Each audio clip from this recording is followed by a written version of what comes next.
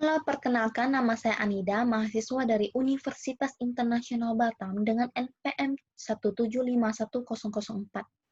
Pada video ini, saya akan mempresentasikan skripsi saya dari bab 1 hingga bab 3 dengan judul Perlindungan Hukum bagi Pemegang Hak terhadap Penjualan Tas Tiruan Merek Terkenal berdasarkan Undang-Undang Nomor 20 Tahun 2016. Hal yang melatar belakangi untuk melakukan penelitian ini bahwa di Indonesia terdapat perlindungan terhadap merek terkenal, yaitu Undang-Undang Nomor 20 Tahun 2016 tentang merek dan indikasi geografis. Pasal 21 ayat 1 yang menyatakan bahwa permohonan merek ditolak jika merek tersebut mempunyai persamaan pada pokoknya atau keseluruhan dengan merek terkenal milik pihak lain, baik itu untuk produk atau jasa sejenis maupun untuk barang dan atau jasa tidak sejenis. Nah, akan tetapi pada kenyataannya di lapangan terdapat tas tiruan merek terkenal yang diperdagangkan secara terbuka di pertokoan dan juga melalui e-commerce.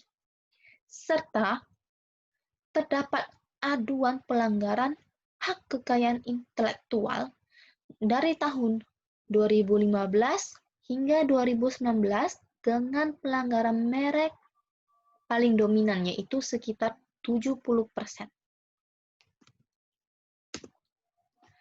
Rumusan masalah yang pertama, bagaimana perlindungan hukum bagi pemegang hak terhadap penjualan tas tiruan merek terkenal di Indonesia? Yang kedua, bagaimana penerapan hukum terhadap penjualan tas tiruan merek terkenal di Indonesia? Yang ketiga, bagaimana upaya hukum yang dapat ditempuh oleh pemegang hak beserta sanksi yang diberikan atas pelanggaran hak merek terkenal? Nah, tujuan penelitian yang pertama untuk mengetahui perlindungan hukum bagi pemegang hak terhadap penjualan tas tiruan merek terkenal di Indonesia. Yang kedua, untuk mengetahui penerapan hukum terhadap penjualan tas tiruan merek terkenal di Indonesia. Yang ketiga, untuk mengetahui upaya hukum yang dapat ditempuh oleh pemegang hak beserta sanksi yang diberikan atas pelanggaran hak merek terkenal. Nah, manfaat penelitian ini terdapat manfaat teoritis dan manfaat praktis.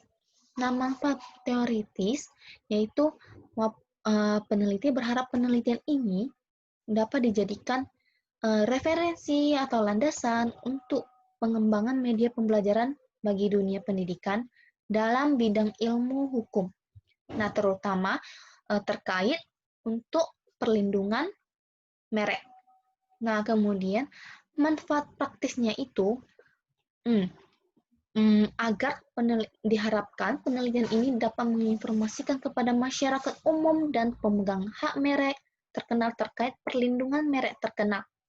Dan rekomendasi yang diberikan diharapkan dapat membantu pemerintah untuk meningkatkan penegakan hukum dan memperkuat perlindungan merek terkenal. Nah, sekarang bab kedua, tinjauan pustaka. Nah, terdiri dari landasan konseptual, landasan yuridis, dan landasan teori. Landasan konseptual dalam penelitian ini yaitu peneliti melakukan tinjauan umum terhadap merek, pemegang hak atas merek, penjualan, serta produk tiruan. Kemudian landasan yuridisnya yaitu dalam penelitian ini, peneliti menggunakan peraturan-peraturan yang pertama, Undang-Undang Dasar 1945. Yang kedua, Undang-Undang Nomor 39 Tahun 1999 tentang Hak Asasi Manusia. Yang ketiga, Undang-Undang Nomor 20 Tahun 2016 tentang Merek dan Indikasi Geografis. Yang keempat, Paris Convention for the Protection of Industrial Property. Yang kelima, Undang-Undang Nomor 17 tahun 2006 tentang kepabeanan. Yang selanjutnya, Permen Kumham nomor 67 tahun 2016 tentang pendaftaran merek. Dan yang terakhir yaitu Peraturan Pemerintah nomor 22 tahun 2018 tentang pendaftaran merek terkenal berdasarkan Protokol Madrid. Yang selanjutnya yaitu landasan teori. Nah, landasan teori yang digunakan dalam penelitian ini yaitu teori perlindungan hukum dari Profesor Dr. Philip Pusch, M.H. John S.H. Dan yang kedua, teori efektivitas hukum dari Surjono Sukanto. Selanjutnya itu metode penelitian. Metode penelitian yang digunakan peneliti.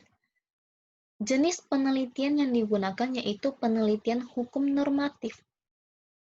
Nah, penelitian hukum normatif ini dilakukan dengan cara meneliti bahan-bahan kepustakaan terhadap asas-asas hukum, terhadap sistem norma. Jadi penelitian ini itu mengenai sistem normanya. Kemudian jenis data yang digunakan yaitu data sekunder yang terdiri dari bahan hukum primer, bahan hukum sekunder, dan bahan hukum tersier. Bahan hukum primer yang berupa peraturan perundang-undangan. Kemudian bahan hukum sekunder yang digunakan itu berasal dari jurnal, artikel, buku. Kemudian bahan hukum tersiernya itu berasal dari kamus bahasa, kamus hukum, dan media internet. Kemudian teknik pengumpulan data dalam penelitian ini itu dengan cara studi kepustakaan. Dan yang selanjutnya, metode analisis data yang digunakan oleh peneliti yaitu metode analisis kualitatif yang bersifat deskriptif. Nah, sekian presentasi pada kali ini. Thank you.